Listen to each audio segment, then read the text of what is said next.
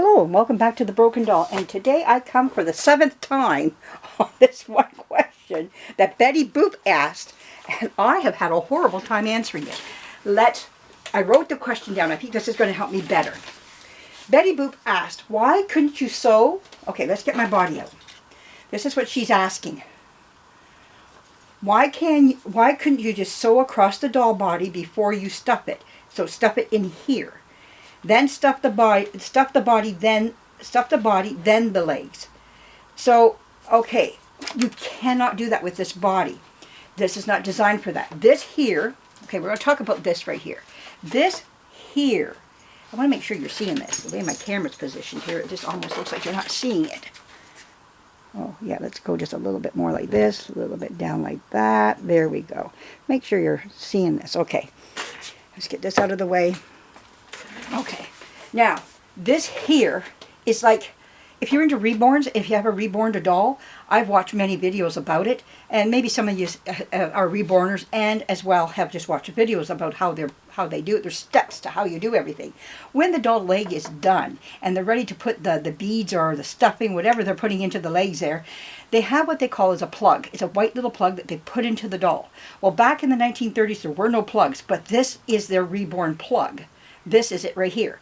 This is not to be stuffed. This little pocket here is only supposed to be stuffed with the composition leg. That's it. This is not a feeding area to feed into this area here, the stuffing.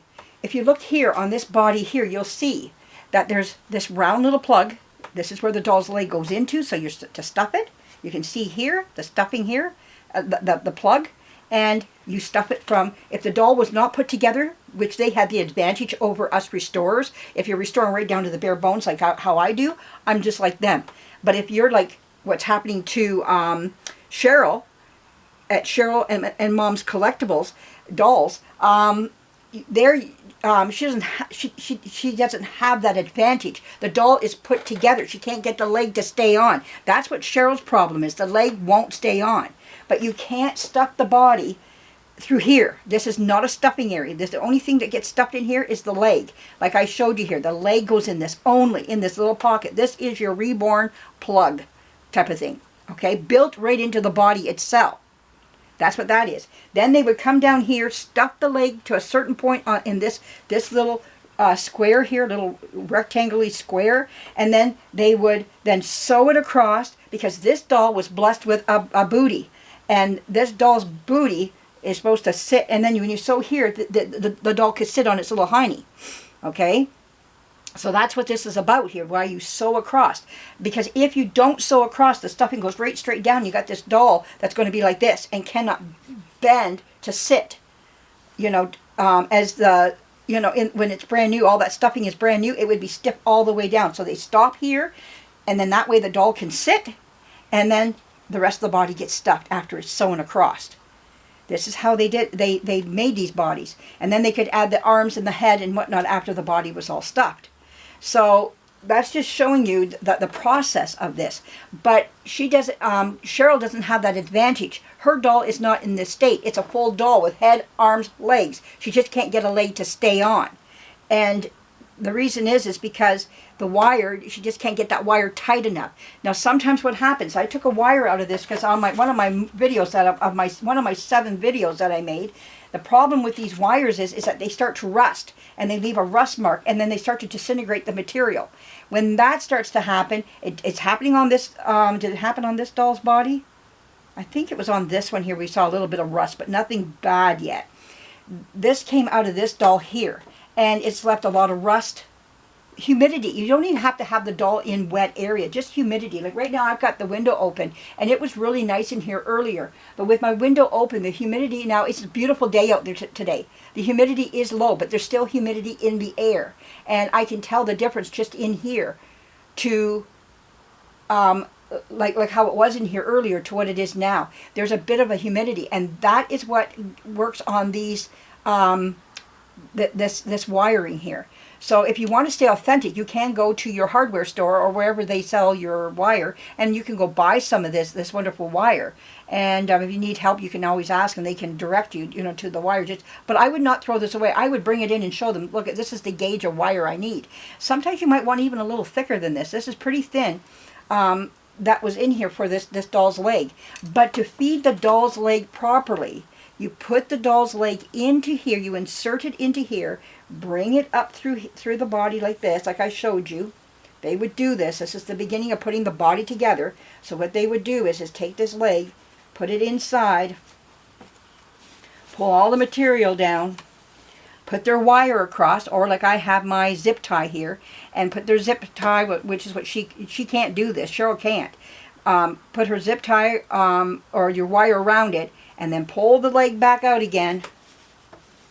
And this is what you're going to have. Your leg is on, and it's on properly, But what is Cheryl's problem here? Cheryl has where the leg won't stay on. Me, what I would do is put a little slit in here, because they don't put a seam on these at all. There's no seams. Not even on this one, there's no seam, because they feed it from the inside. They don't need to put a seam there. There's no need for a seam. Okay, to put a seam there. So this is great. So all she has to do is put a little slit here and a little slit over here. One to feed in, one for it to come out. And I would just feed a zip tie and just zip it up. That's what you do. Zip it up. There we go. I hope that helped you out, Betty Boo. The process of this, you just can't, this is not a feeding area for stuffing. You can't take it and sew across and then stuff it and then feed this way. Now if this wasn't here you could, but this is your plug for the doll, so that this stuffing that's up in this area doesn't fall into the leg. This stops the stuffing from coming into the leg. That's what this is. This is a plug, just in a different fashion. That's all it is. It's a cloth one in a different fashion.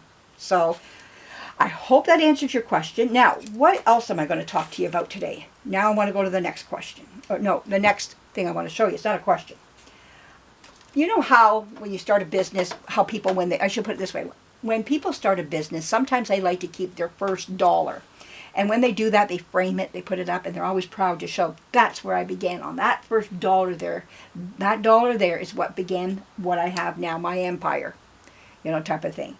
And they're very proud of that. Well, of where they began and where they're ending, and as the business grows and everything, and then they pass the business on. Well, where did I begin buying my doll? My dolls. What was my first doll on eBay that I ever bought? That's what I'm trying to come down to. So my first doll was introduced. eBay was introduced to me by my daughter.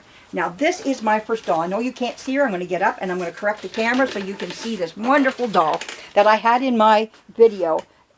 There we go. There she is. This is my doll here. Let's get her right there. There we are. Yeah. There she is. Let me get her looking at you here. There. Well, she just wants to tilt back. There we go. Don't go anywhere. There we are. So there she is. This is her here. And she is a You Need a Doll, which is a great name. You Need a Doll. Oh, you got that right. I do. And she's from 1970. Now, my daughter introduced me to eBay one day there, back many years ago, many moons ago. I think around 2000, the beginning, I don't know, I want to say 2014, maybe that was it. I don't know when. I shouldn't say anything. I probably can go back because I still have her receipts for when I bought her. I should have brought them out. Didn't even think of it. But oh well, they're in the house. But anyways, I have a filing cabinet in the house. But anyhow, my daughter sat me down. She said, do you know you can buy dolls off the computer? I said, oh, how? She said, you can get them from all around the world. I said, really? I said, show me. So she did. I still had, teeny boppers and whatnot in the house. They were like 13, 14, 15, maybe that, or 12, 13, 14, something like that anyways. So my kids weren't still where I liked them to be for me to get into collecting dolls yet. But anyway, she shows me this, and I went, oh, look at them all. I said, how do you get the dolls? And she said, you got to put a bid. I said, how do I pay for it? Like, how do I get the money to them? Do I just get them a money order? You know, I'm old school, you know, at that time. And a lot of us were, because it's a whole new concept. She goes, no, you go on PayPal, you give them your credit card. Oh, no, no, no, I'm not doing that. She goes, oh yeah, it's safe. It's a safeguard, Mom, for you. You can pay through PayPal, but they back you. So does eBay. eBay will back you if something goes wrong. I said, really? She said, just buy one. Oh, I don't know. Look how expensive some of these are. They're a lot of money, some of them. She goes, well, let's just go find something cheaper for my first doll. Well, this little one showed up for $7. And it was, I don't think it was a buy it now, it was a bid. And she finally came up to me, she goes, you won the bid. She kept an eye on it for me. I forgot all about it. And she said, you got to keep an eye on it, Mom. I said, okay. And I didn't even bother after that. I put a bid in and that was it. I was the only one who bid. And I won this little gal. And by the time I brought her into Canada and everything, she was about $21, $22, that's it, back then. And today she probably cost me just with shipping about $50, $60. The whole thing, you know. Isn't that awful? How we just, so bad, you know. Everything's just went so expensive. And she's not worth that.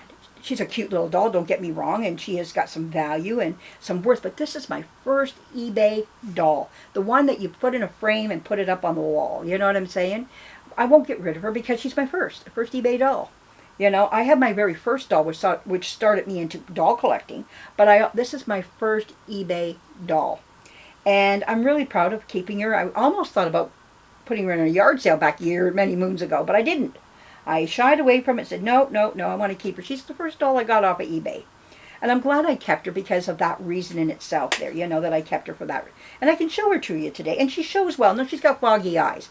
One day maybe I might try to clean out her eyes or give her some new ones, you know. But right now, this is where we're at, and this is who she is and everything. And I don't know her name. Maybe one day I'll find her, you know, in the UNITA. Somebody will put a doll up on the UNITA site, and I might find her there. But, yeah, for $21 Canadian, I was really pleased with her. I thought she was a cute little doll, and I really have enjoyed having her in my doll collection. She'll be one that will stay. You know, I got some expensive dolls, but she goes up right beside them because of what she means to me. Dolls are not always about the value to me. I know there's a value to them, and I do know of that, but to me, it's what they mean to me. What place do they have in my life? What part do they play in my collection? That's what my dolls are about for me. And yeah, there's a value. I know that, but the value doesn't place first with me. Even what's her? Janet has given me some dolls I know are worth some money, but it's not the fact that even Janet gave them to me. It's what they mean to me. There's a meaning that comes to me that I have always seen and desired them, and here I've got one in my hands now, and that just means so much more than the actual value of the doll. Oh, the doll could be worth a couple $100, and I know that, but that's put aside. It's the meaning of the doll to me, and that I feel so blessed to have it in my collection, and that's what I like about doll collecting, and you know, not putting the value first, putting the meaning of the doll first. Maybe sometimes it's even the history of the doll. There's a lot of history behind dolls. I can sit down and talk to somebody and start off with a doll talk, and then we can talk about what was going on at the time when that doll was being made and the history that was going on. And not all dolls share history either. Some are just, like this one, it's just a random doll that just came out by, you know, the millions out there and spread across the country, and that's it. It has no meaning. And then there are other dolls that place a value on history because of the material they were made with. You know, we can talk about, you know, tin eyes versus the plasticine eyes, and going into more plastic eyes. We can talk about all that stuff and what history was doing. We always talk about the world wars, what was going on during the world wars, because materials became rare and harder to find. So what they do? They found something next to it that they could use and not interrupt the war. You know, so it's interesting to see just you know, where history plays. But this doll here is my first eBay doll.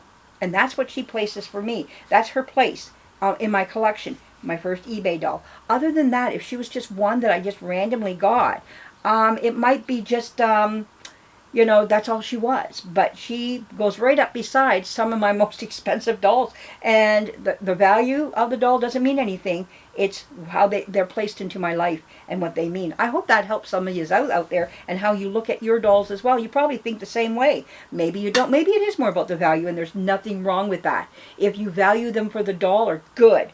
Do that. And then for those that value it the way I do, good, do that. It's not to knock how you look, but I'm just giving you my version of how I see things and how I look at it, you know. So I hope you enjoyed this video. And for the 7th time, now I'm going to go in the house and have a bagel. I did my walk today. And I don't go out walking. I got a big backyard. And so I go around it 10 times. That's what I do. I go back and forth, and trying to do it. This is number 1. Do about 3 times in a day.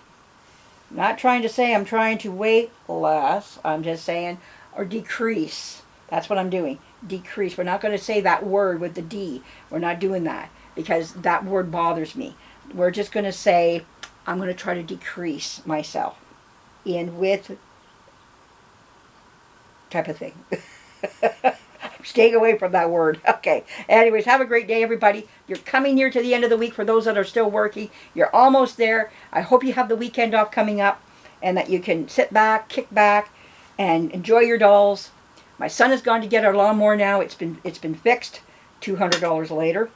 But it had a lot of problems. He ran over a wire, but that wasn't the only problem. It was starting to have some other problems as well. So that kind of helped us to get it there. It was the last straw type of thing. It's an expensive lawnmower I bought, and I want it needs to be looked after. So with my husband not here, my son is really getting into lawnmowers and learning about them right now and how to maintenance them. So he learned a lot with this here. This helped him out a lot and how to keep maintenance up so we don't have to take it back for any more maintenance calls. He'll be able to do a lot of the things that it needs. But he didn't know how to fix this one part, and what happened to it down below, running over this thick rod. It bent the rod. So anyway, and it did some damage inside the lawnmower. So they were able to fix it. It was fixable. Great. So we'll be getting our grass cut coming up here. So anyways, thanks for joining me. That was my problem of the week, was my lawnmower. There you go. It didn't take long, 2 days later, and it's back in our hands. So anyways, thanks for joining me. Give me a thumbs up if you like what you just heard here today, and leave me a comment. And Betty Boop, get back to me if I didn't answer that right. I am more than sure. I more than love to answer it again another way. And Cheryl, go to Cheryl and Mom's Collectible Dolls. Go to her. She has online auctions on Tuesday. I don't know if she does international, but I would like to buy one from her sometime coming up. I think I might just do that. Because why? You need a doll. All right. Thanks a lot for joining me. Bye-bye.